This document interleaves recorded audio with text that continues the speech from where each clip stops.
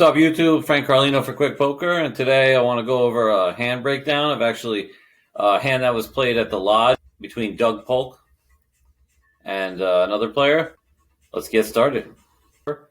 I was watching last night. Doug Polk is actually down $77,000 in this game at this point, which is huge. This guy Hook was up 77. Doug was down 77,000. You can't really see it because the graphics aren't great for the stream.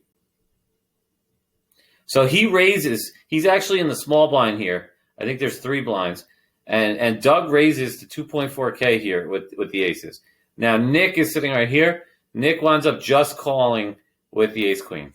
The flop comes ace 4-3, and Doug doesn't check, which I love. Doug is a great player, by the way. I mean, you could see him laying down a set of 4s 2 nights ago when somebody had a higher set. He makes great laydowns. We obviously know that fold he made against Phil Hellmuth, where he had the low straight. He actually folded the second nuts, which was maybe one of the greatest folds ever. So the flop comes ace 4-3, and Doug decides to bet, which is great. The money in here and not see a scare card come out because he's had a really rough night of it so far tonight. For about third pot, little under that 1.8 is the price. Snap call there from Nick. I think he made it 5,000. Nope. Aces. Yeah. Yes. All right, so Doug bets. Again, And Nick just decides to raise with his top pair. So this is all, the whole case A situation. I mean, how often does this happen? That's why blocker talk is so overrated. It's like, oh, I blocked that so you can't. You know what, bro? You have 2 aces in your hand. There's an ace there, and he still has an ace. So block whatever, man. So this guy decides to raise.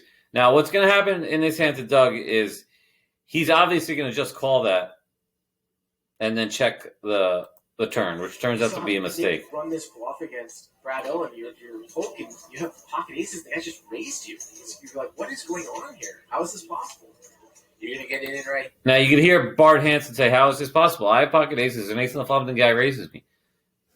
So if he has a set of 4s, if you bet and check the turn, he's probably going to bet that because of the flush draws. If he has a set of 3s, if you check to him, and he'll bet the turn also. So you can't really blame Doug for possibly putting him in a hand like that. And you probably don't think he has the other ace. So watch what happens. Right here, you're going to flat and let Nick hang himself on the turn. Exactly. You're going to flat and let Nick hang himself on the turn. Usually you wouldn't really have that much of a bet range in this spot. So if Doug wants to play balance, so Doug might just call. I like the call. Doug just calls, which really obviously seems like the smartest move. See what your opponent does on the turn. Well, that's a very sort of inconsequential turn. Yeah, good card there. I don't agree with. I mean, Bart says inconsequential turn, but Doug's already down like 77 grand, and he must be thinking everything's been going wrong all night. I've lost so many brutal hands. The only thing that makes sense that he might raise, since I know he doesn't. Doug is thinking he knows this guy doesn't have an ace, so he might have just made quads. As Doug might be thinking, wow, I might be up against quads, and if it's going to happen any night, it's going to be tonight. So he might be thinking that. So obviously the check to him, not because he really thinks he has quads, but just because, he wants him to keep bluffing. Because Doug probably just thinks he's bluffing because how could he ever have an ace? Yeah, he checked it back. Behind. Oh my God. It's making me want to throw up. Nick actually checks behind. What do I talk about all the time in the hand analysis I'm doing? People are always going to use their positional advantage to check behind. Okay, so what this guy Nick is thinking is, all right, I can't really beat ace king, and I don't know really what he could call me with, because if he raised, there's less hands containing 2 hearts unless he has, king, queen of hearts.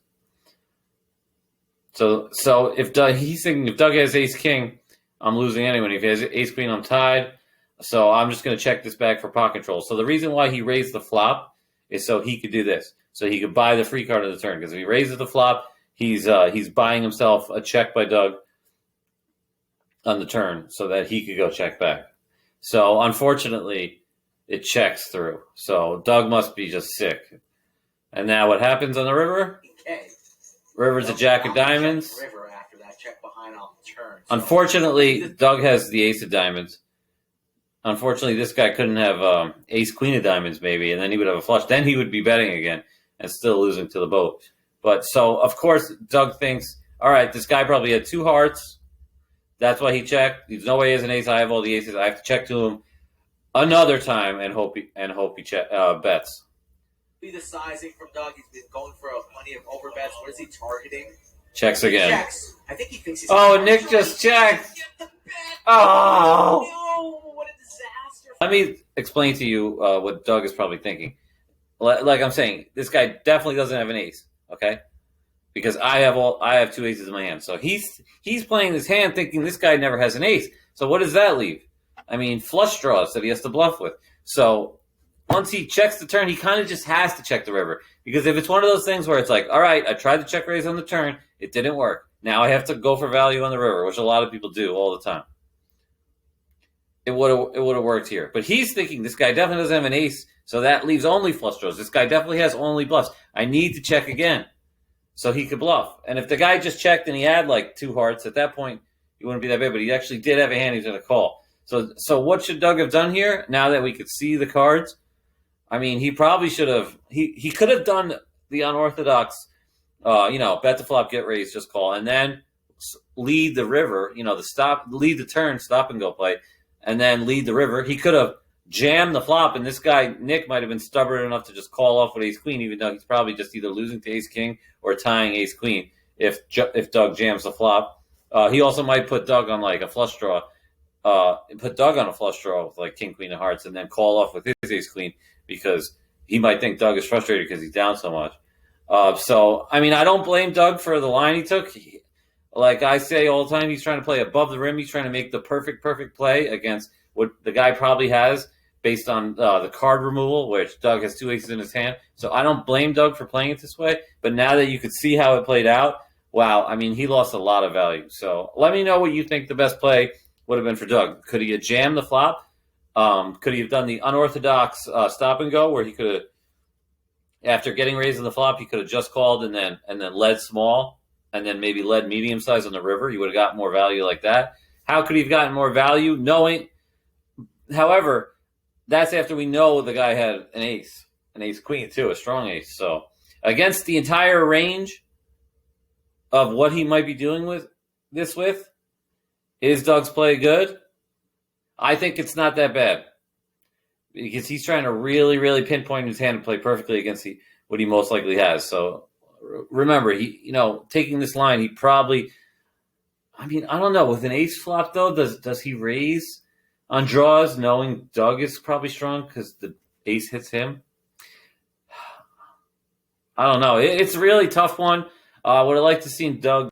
So do you lead the river there? Do you check again? Do you see what I'm saying? What should Doug have done here? It was a really interesting hand, and I would like Doug Polk to watch my video and let me know his thought process. Quick Poker is brought to you by Bosco's Beans. Link in description. See you tomorrow. Thanks for watching.